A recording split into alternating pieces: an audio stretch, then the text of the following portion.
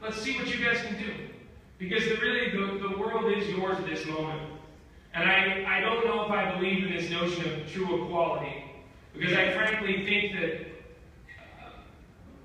in some cases, women are just better than men. And that women really just have to lead. And in this country right now, I just think it's women who have to lead.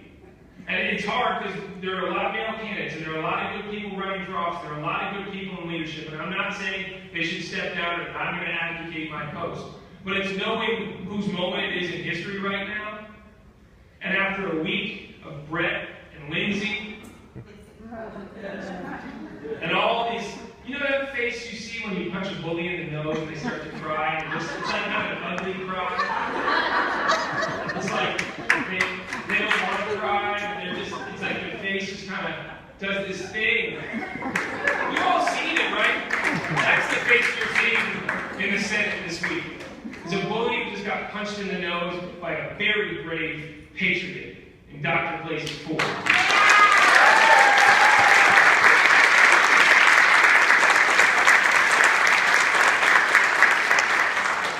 And there are Dr. Blasey Fords in this room, and there are Dr. Blasey Fords all throughout the Conejo Valley, and throughout the ranks of the AUW, and throughout California, and this country. And there are women coming out with their stories, and not just stories of the highest gravity, those stories of assault and rape. Those things that almost can never be said because they're so searing and traumatic. But those other stories of being dismissed, being looked at askance, of coming in for a job interview and having your boss look you up and down, and just the way you're regarded, and the way you get passed over for a raise in your workplace, or those stories matter too, because they all stack up. They all stack up. So I know, you've got a certificate for me, you've got some things, but if it's, I don't know. Sally, you tell me. I was curious though. Just what brought some of you here to AUW today? I see some men within the ranks, and I see a really great mix of generations and cultures. But if anyone's willing to share, what brought you here? Well, how'd you get here today? Yes? I think that this organization goes back to 1880.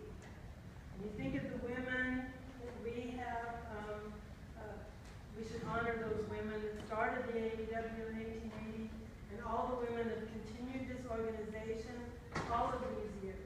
Because if we didn't build on the successes of the previous generation, then we don't have this organization. So we thank you all for coming here to continue the AAW. Here, here.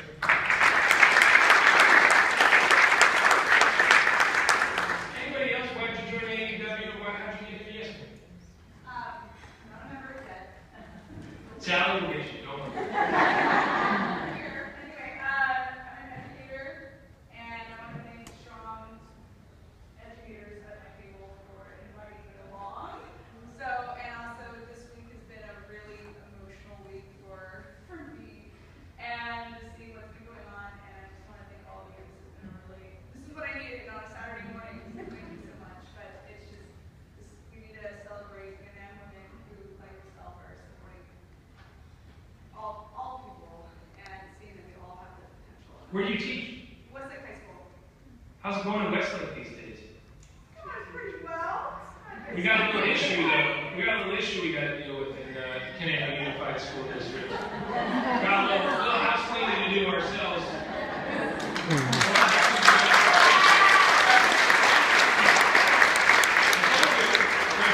There's bullies like Brett, and there's bullies like Mike. They come in all communities, and they speak in code sometimes. And to not let teachers teach, and to go silent students, when young women want to stand up and speak about gun violence, or when teachers want to expand their students' minds and push them with their curriculum and say, let's challenge you. I know you've been growing up in this careful, manicured childhood, but let's break out of the box. Their eyes were watching God. Read Zora Neale Hurston. You know, go learn what an Orwellian state actually means. Or we can just close our eyes, shut down, and pretend like we live in a tiny bubble.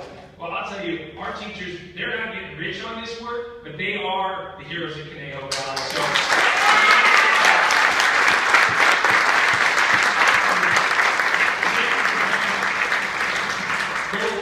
I'll come out any day. I'm willing. Any day you want. Any day you want. Yes, ma'am. So, I came here this morning because I've observed something interesting in AAUW that I haven't really seen before. I'm one of the 1%. I'm an engineer, build really cool stuff. But the ladies that I went to college with 25 years ago, 80% of them are not engineers. You know why? Because they've been pushed out of what they love and what they're good at by the good old boys club. And AAUW has provided an opportunity to stick together and be a team to overcome the $40,000 a year salary differential, to overcome the flex time that you need when a child is sick and running a fever, and not to be looked at poorly because you have to go. And so this sisterhood is amazing, and thank you. Amen.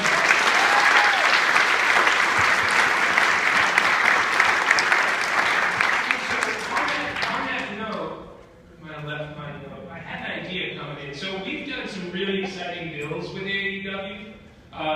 We worked on the California Fair Pay Act to cover, it's $40 billion total, by the way. It's 40,000 gap, $40 billion overall of that pay inequity between men and women in the state. So we worked on that. We also are going to go after corporate boards, though, now, thanks to AAUW's leadership.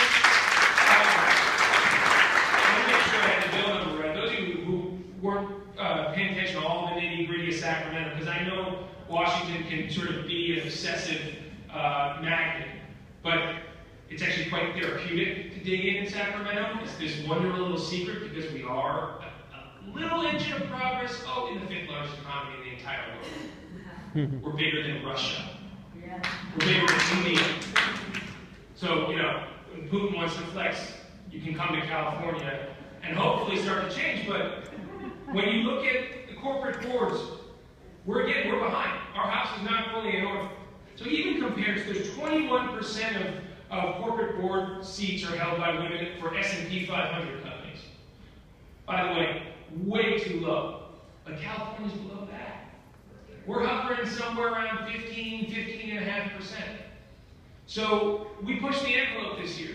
And thanks to, truly it was Tony Atkins' leadership, the pro tem. Because the chamber did not want this bill, and they weren't ready for this shakeup.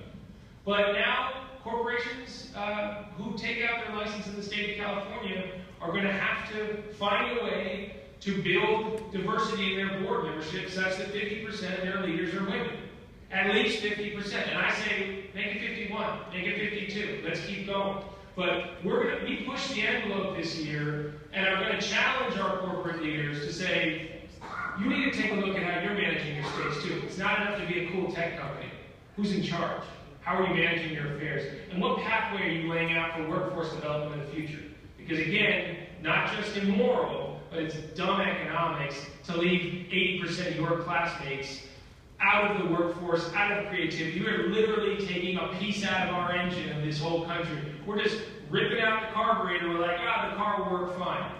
I don't want to get too engineered because there's a lot of tuning. I can't fix my own car. But I did want to float this idea to you all. I helped lead the tech caucus in the California legislature. They put me in there because I'm the millennial and I know how to work my iPhone and whatever. So I know some limited value.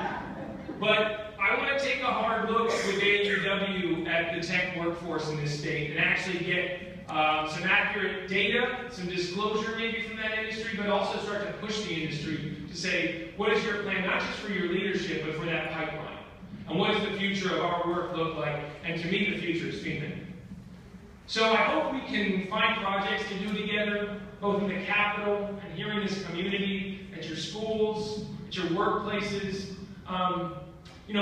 I'm lucky because I'm the one guy in this area, and you have an entire a battalion, I guess we would call it, from Jackie Irwin and Julia Brownlee, you know, Claudia Bildea Peña, who's with us here this morning, who doesn't take crap from anybody, who does it with tremendous grace. I don't know how she finds it, but she does. She does find it. Dr. Betsy Connolly is here. The fierce So I'm just lucky to be one guy amongst a sea of power here, and I promise you, we'll do our part, and most importantly, you know, those quiet moments when no one's paying attention, and it's just, you know, for the guys here, it's just when you're with guys. It's not when you're standing up in a room like this and what you pronounce and what you say. It's in those quiet moments when someone makes that offhanded remark, or says something crass afterwards, or finds those little ways to just undercut everything someone just said. Oh, she looks hot. Or, oh, did you see her? Or those little, right? So even after you hear a speech, those whispers keep coming, and they're not purged yet.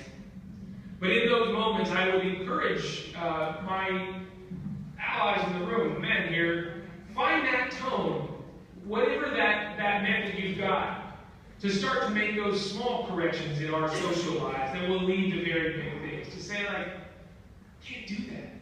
It's not that you can't do that anymore.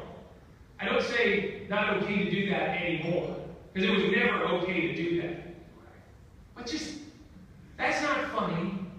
That's not cool. And you know, they need to feel a little embarrassed. Those small embarrassments will stack up and stack up. Find those moments as men, because they come, and they come on unlikely times.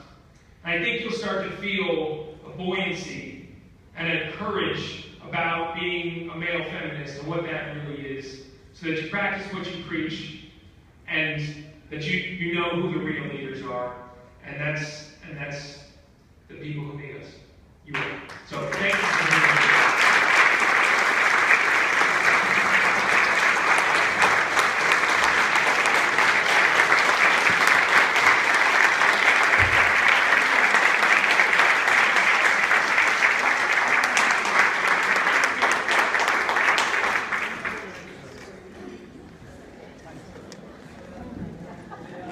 Is there a